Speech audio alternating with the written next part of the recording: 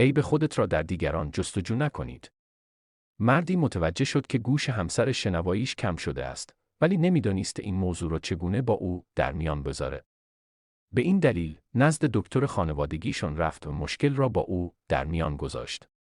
دکتر گفت برای اینکه بتونی دقیق‌تر به من بگی که میزان ناشنوایی همسرت چقدر است، آزمایش ساده‌ای وجود داره، انجام بده و جوابش را به من بگو.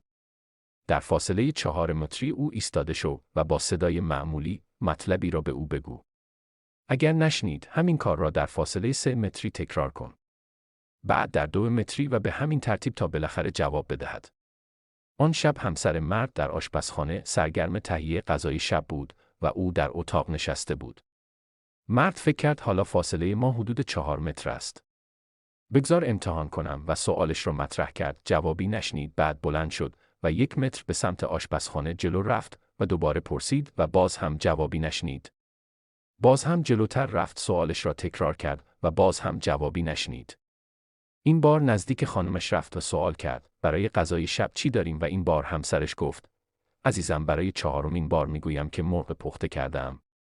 نتیجه گاهی هم بد نیست که نگاهی به درون خودمان بیاندازیم. شاید عیب‌هایی که تصور می‌کنیم در دیگران وجود داره در وجود خود ما است. اول باید به خود ما نگاه کنیم و عیب خود را در دیگران جستجو نکنیم. اگر مطلب را خوشتون آمد این ویدیو را لایک کنید و نظریه نیکتون را در کامنت برای ما بنویسید.